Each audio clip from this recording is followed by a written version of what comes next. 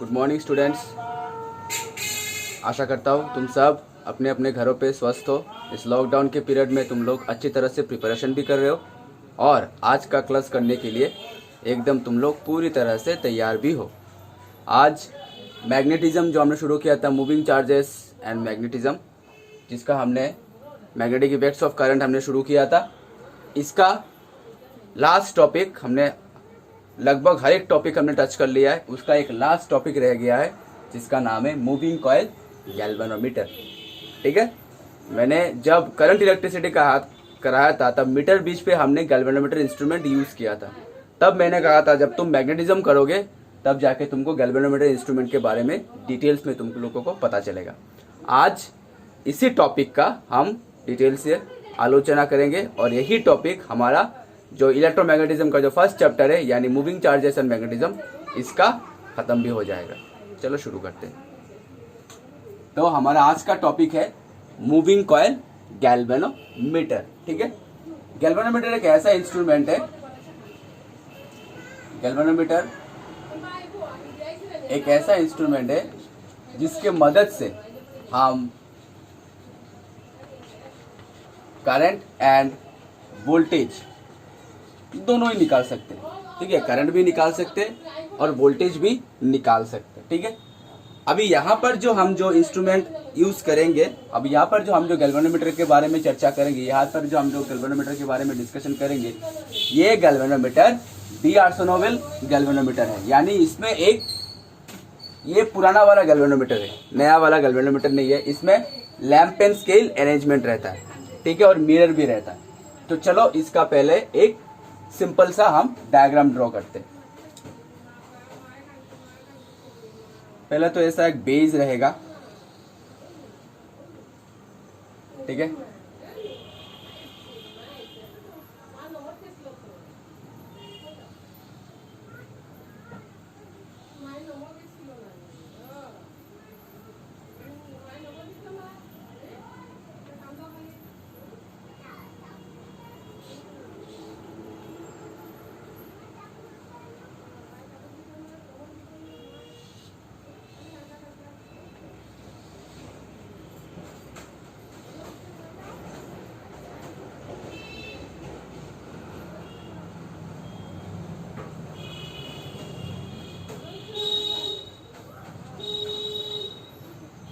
ठीक है। ये थोड़ा इधर से बड़ा होगा।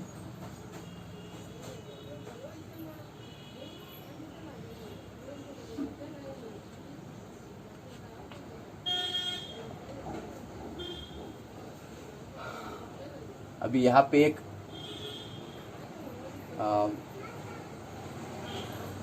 ऐसा स्क्रू रहेगा ऊपर। मैं पहले ड्रॉ कर लेता हूँ, बाद में तुम लोग ड्रॉ करना।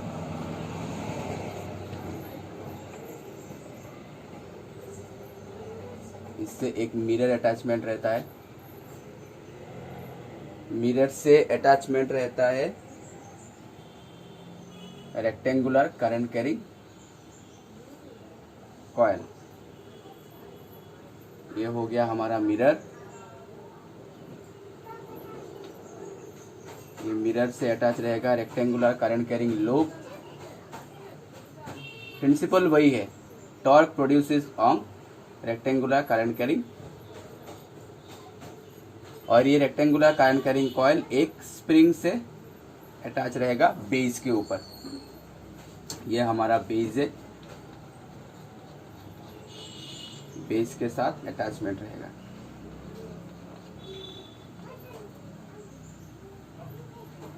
ये एक स्क्रू है।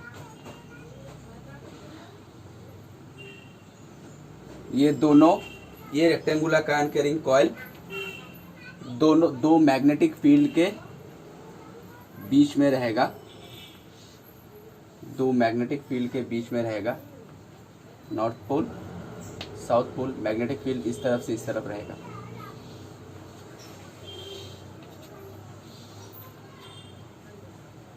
ठीक है, ये हमारा मिरर हो गया एम। यहाँ पर स्क्रू रहेगा,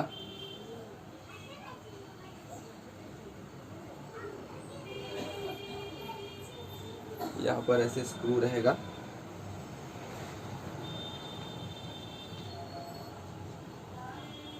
यहाँ पर भी स्क्रू रहेगा।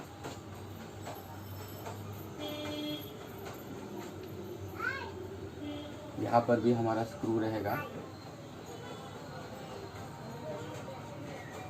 ये ओल्ड मॉडल वाला गैल्वेनोमीटर है, पुराना मॉडल वाला गैल्वेनोमीटर है।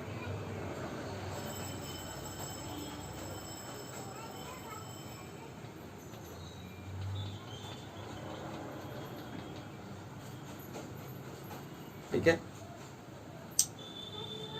तो ये रेक्टेंगुलर कॉइल हो गया हमारा PQRS। ये रेक्टेंगुलर कॉइल हो गया हमारा PQRS। ठीक है, तो इसमें करंट फ्लो होगा। करंट फ्लो होने के बाद ये रेक्टेंगुलर ऐसे ऐसे घूम जाएगा, टॉर्क प्रोड्यूस होगा। यानी एक फोर्स हमारा इस तरफ से रहेगा, एक फोर्स रहेगा इस आर्म पे, एक फोर्स जनरेट होगा इस तरफ से F ऑफ PQ। ठीक है, और एक फोर्स हमारा उस तरफ से जनरेट होगा ऐसे F ऑफ RS। इसके वजह से रेक्टेंगुलर कॉइल पे टॉर्क आएगा, टर्न लेगा। ठीक है, टॉर्क आएगा, टर्न लेगा। इस डायग्राम को पहले अच्छी तरह से कॉपी पे 1 मिनट स्क्रीन को पॉज करो और इस डायग्राम को कॉपी पे उतार लो।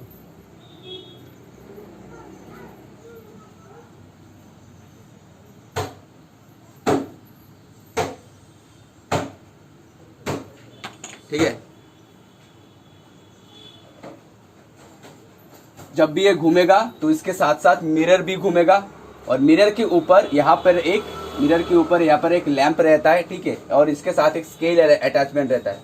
जब भी मिरर घूमेगा तो मिरर का रिफ्लेक्शन जाके स्केल में पड़ेगा, मिरर का रिफ्लेक्शन जाके स्केल पे पड़ेगा, और उसी स्केल पे कितना रीडिंग है हम देख सकते हैं। ठीक है,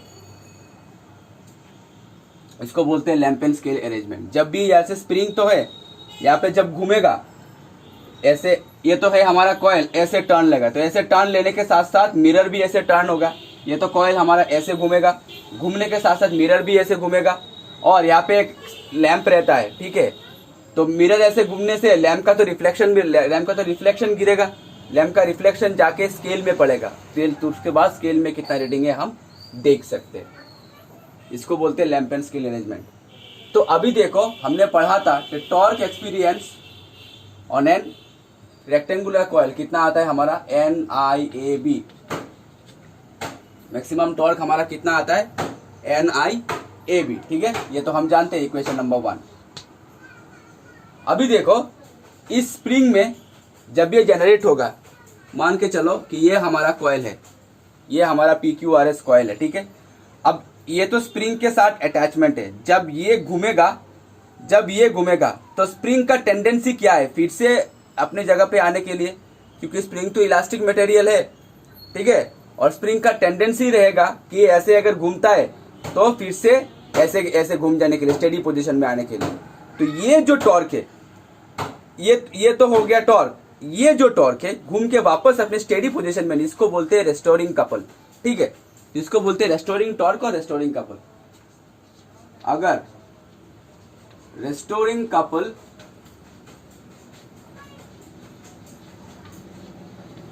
पर unit length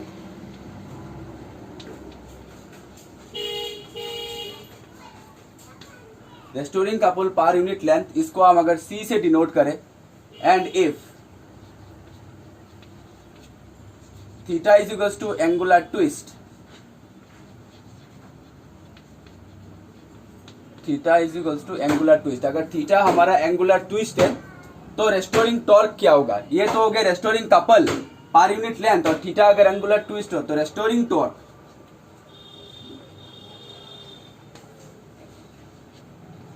restoring torque tau R is equals to C theta. समझ में आया? एंगुलर ट्विस्ट, जितने एंगल से ट्विस्ट हुआ उतने एंगल से वापस अपनी जगह पे घूम के आ जाएगा। तो restoring torque tau R is equals to हो जाएगा हमारा C थीटा। तो जब इक्विलिब्रियम पोजीशन पे हो, तो ये टॉर्क और ये टॉर्क दोनों हमारा इक्वल है। ठीक है, कैसा इक्विलिब्रियम, रोटेशनल इक्विलिब्रियम। यानी c theta equals to at equilibrium c theta equals to n i a b. ठीक है, c theta equals to n i a b. तो यहां से अगर हम I इक्वल्स टू निकाले तो यहां से I इक्वल्स टू हो जाएगा हमारा c theta divided by n a b. तो C तो हमारा रेस्टोरिंग कपल पर यूनिट लेंथ, ये हमारा कांस्टेंट है। N नंबर ऑफ टर्न्स, ये भी कांस्टेंट है। Area A area of the coil, ये भी कांस्टेंट है। B strength of the magnetic field, ये भी कांस्टेंट है। यानी हो गया I directly proportional to theta, यानी जितना करंट फ्लो होगा उतना ही ज्यादा एंगल से ट्विस्ट होगा। This is the main principle of moving coil galvanometer. ठीक है, जितना करंट फ्लो होगा उतना ही जोर से कॉइल ये हमारा एंगल के तरफ घूम जाएगा, उतना ही जोर से एंगल से घूम जाएगा। ठीक है, this is the main principle of galvanometer.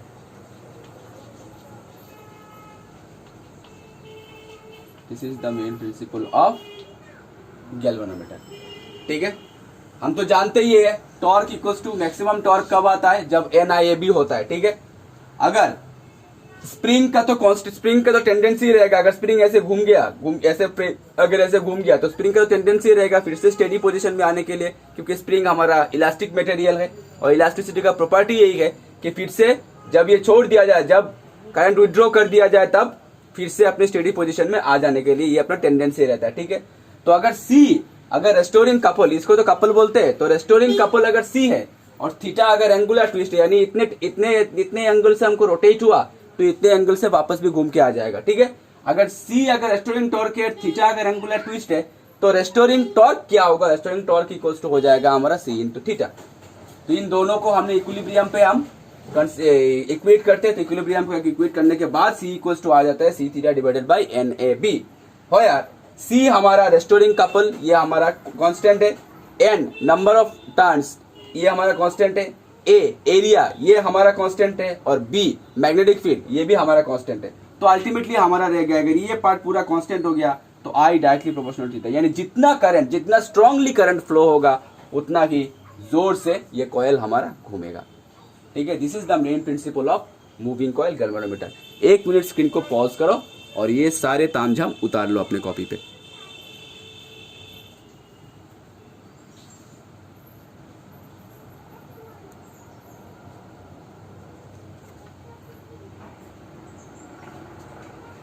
ठीक है, अभी 2 तरह का सेंसिटिविटी है गैल्वेनोमीटर में।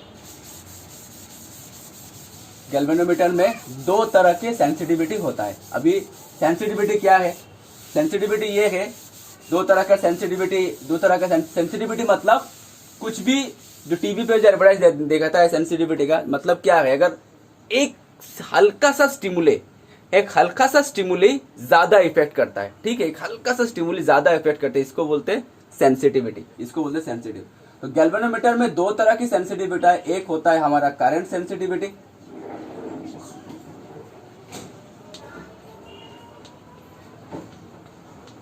एक होता है हमारा करंट सेंसिटिविटी और दूसरा होता है हमारा वोल्टेज सेंसिटिविटी।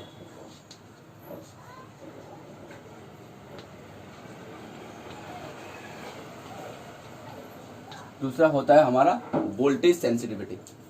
ठीक है, 2 तरह का सेंसिटिविटी होता है, एक हमारा करंट सेंसिटिविटी, दूसरा वोल्टेज सेंसिटिविटी।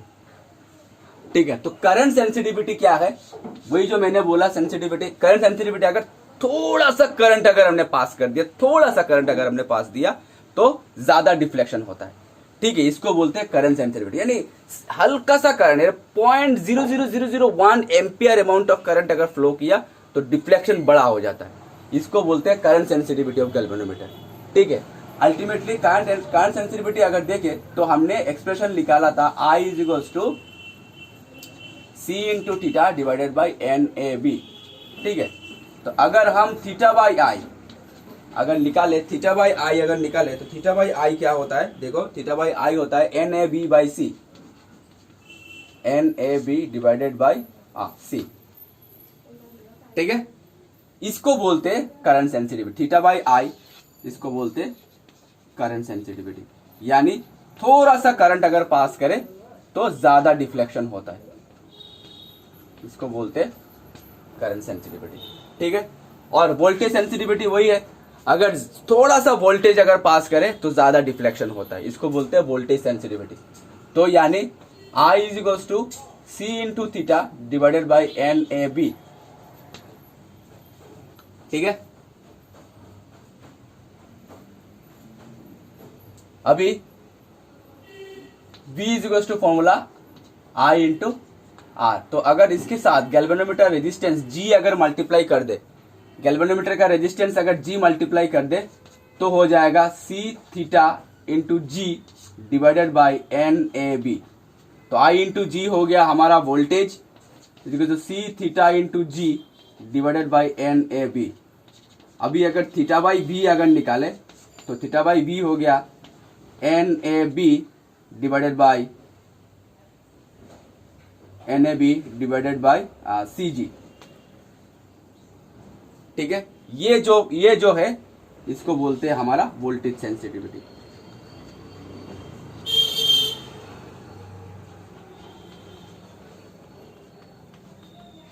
ठीक है, इसको बोलते हैं वोल्टेज सेंसिटिविटी।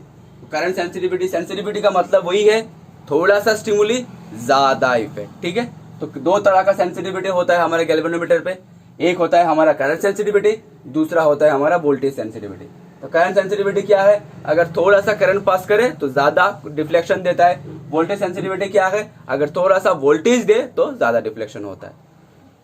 ठीक है, 1 मिनट स्क्रीन को पॉज करो और ये उतार लो अपने कॉपी पे। चलो लास्ट टॉपिक देखते हैं, कन्वर्शन ऑफ गैल्वेनोमीटर। गैल्वेनोमीटर को मैंने कहा था कि गैल्वेनोमीटर से हम बोथ करंट और वोल्टेज दोनों ही हम कैलकुलेट कर सकते हैं। अब तुम लोग कहोगे तो करंट और वोल्टेज हम तो एमीटर और वोल्टमीटर से भी कर सकते हैं, हाँ कर सकते हैं, लेकिन गैल्वेनोमीटर को भी हम एमीटर और वोल्टमीटर में कन्वर्ट कर सकते हैं। बाई चांस अगर लेबोरेटरी में तुम गए और वहां पे एमीटर और वोल्टमीटर नहीं मिला, बाई चांस हो भी सकता है अगर तुम लेबोरेटरी में गए और वहां पे जाके एमीटर और वोल्टमीटर नहीं मिला तुम लोगों को, अब तुम क्या करोगे, लेबोरेटरी में सिर्फ गैल्वेनोमीटर है, तुम अपने दिमाग का इस्तेमाल करके गैल्वेनोमीटर को भी तुम एमीटर और वोल्टमीटर में कन्वर्ट कर सकते हो। कैसे, ये हम अभी देखते हैं। तो हमारा नेक्स्ट टॉपिक इसी पर ही बेस्ड है, conversion of galvanometer.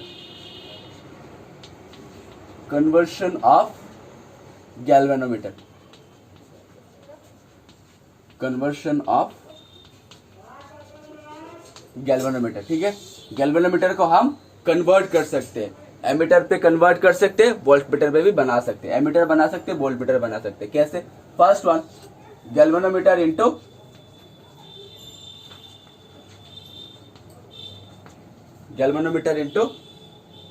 Ammeter, galvanometer into ammeter जो हमको करंट का रीडिंग देगा। गैल्वेनोमीटर टू एमीटर, गैल्वेनोमीटर को हम एमीटर बनाएंगे। कैसे बनाएंगे, गैल्वेनोमीटर को एमीटर बनाने का यही एक फॉर्मूला है, यही एक फंडा। गैल्वेनोमीटर के साथ, ये तो हमारा गैल्वेनोमीटर हो गया, इसके साथ पैरेलली एक लो रेजिस्टेंस पैरेलल तुम कनेक्टेड कर दो, जिसको बोलते हैं शंट रेजिस्टेंस। क्या बोलते हैं, इस रेजिस्टेंस को बोलते हैं शंट रेजिस्टेंस, इसको बोलते हैं शंट रेजिस्टेंस। यानी galvanometer is converted into ammeter, galvanometer is converted into ammeter by connecting a low resistance called shunt resistance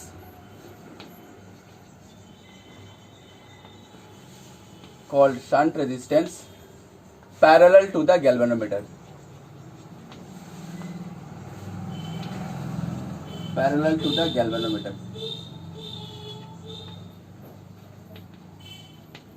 अगर तुमने इसी तरह से अगर एक शंट रेजिस्टेंस को तुमने गैल्वेनोमीटर के साथ पैरेलली कनेक्टेड कर दिया तो ये जो कॉम्बिनेशन, ये जो सर्किट हो गया हमारा, यही सर्किट हमारा एमीटर की तरह बिहेव करेगा, यानी यही सर्किट हमको देगा करंट का डायरेक्शन। ठीक है, करंट देगा।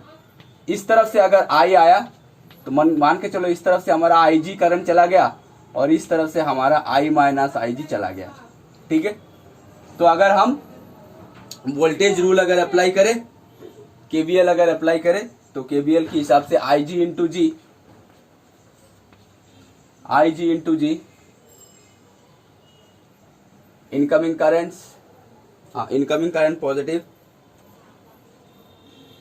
इस जंक्शन की ओर, ये दोनों हमारा आउटगोइंग करंट्स हो गया। तो minus I G into G equal to हो जाएगा I minus I G into S. KVL ही अप्लाई कर देते, ठीक है, केवीएल अप्लाई कर देते। इस तरह से घूम के आ रहे, मान के चलो इस तरफ से, तो आई जी इंटू जी इस तरफ से आ रहे, तो हमारा ये माइनस हो गया, ये इस तरफ से चला गया, इज इक्वल टू जीरो। तो I G into G is equal to I minus I G into S. ठीक है, यहाँ से हमको एस का वैल्यू निकालना है। एस इक्वल टू हो जाएगा आई G into I minus I G into capital G. ठीक है, केवीएल हमने अप्लाई किया यहाँ पे, नॉट केसीएल, केवीएल हमने अप्लाई किया। तो केवीएल की तरह करंट इंटू रेजिस्टेंस, ये हुआ, ये आ रहे, हम आ रहे इस तरफ, करंट आ रहे इस तरफ, तो हो जाएगा minus is equal to zero. Minus को हमने इक्वल टू के उस तरफ ले गया तो प्लस हो गया आई minus I G into S. तो यहाँ से हमने एस का वैल्यू निकाल लिया, एस का वैल्यू हो गया। ठीक है, तो गैल्वेनोमीटर को एमीटर हम कैसे बना सकते हैं? गैल्वेनोमीटर को एमीटर बनाने का यही एक फंडा है। तो एक लो रेजिस्टेंस को गैल्वेनोमीटर के साथ तुम लोग पैरेलली कनेक्टेड कर दो। अगर ऐसा तुमने कनेक्टेड कर दिया तो ये जो सर्किट बन गया हमारा, ये सर्किट हमको एमीटर की तरह बिहेव करेगा। ठीक है, अभी इसको हम गैल्वेनोमीटर नहीं कहेंगे, अभी इस सर्किट को हम कहेंगे एमीटर। ठीक है, अभी गैल्वेनोमीटर को हम वोल्टमीटर बनाते हैं। कैसे बनाते हैं गैल्वेनोमीटर को वोल्टमीटर? देखो, इसका ठीक उल्टा प्रोसेस करेंगे, इसका ठीक उल्टा प्रोसेस करेंगे। गैल्वेनोमीटर इंटू वोल्टमीटर, कैसे हम वोल्टमीटर बनाते हैं, कैसे हम वोल्टमीटर, गैल्वेनोमीटर के साथ एमीटर बनाया था लो रेजिस्टेंस पैरेलल, वोल्टमीटर बनाएंगे हाई रेजिस्टेंस विथ सीरीज। ठीक है, एमीटर बनाया था low resistance connected in parallel, voltmeter बनाएंगे high resistance connected in series. ठीक है, तो हाई रेजिस्टेंस आर पकड़ लिया, इसका अगर जी, तो इस तरह से आई आ रहा है। ठीक है, ये जो सर्किट हो गया हमारा, ये सर्किट अभी हम तुमको वोल्टमीटर की तरह बिहेव करेगा। ठीक है, तो टोटल वोल्टेज क्या होगा? I G into G, I into G plus I into R. ठीक है, तो आई कॉमन, जी प्लस, ठीक है, गैल्वेनोमीटर की तरह आई जी पकड़ लो, तो I G into G, I G into R, तो I G into G plus R. Okay, तो यहां से हम आर का वैल्यू निकालेंगे, तो आर इक्वल्स टू हो गया हमारा V by I G minus G, V by I G minus G. ठीक है, तो गैल्वेनोमीटर को हम वोल्टमीटर बना सकते हैं टू कनेक्ट हाई रेजिस्टेंस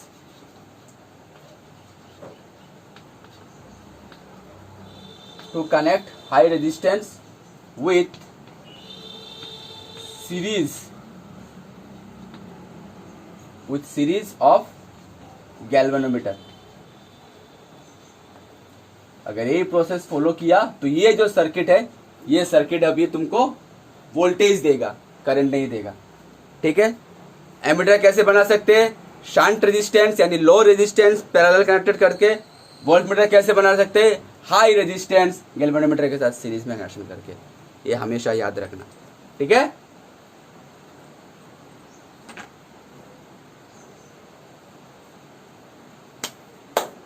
तो स्टूडेंट्स हमने जो चैप्टर शुरू किया था magnetic effects of current, magnetic effects of moving charges and magnetism, जो हमने शुरू किया था, ये चैप्टर नंबर 4, ये चैप्टर आज खत्म हो चुका है। यही हमारा लास्ट टॉपिक था।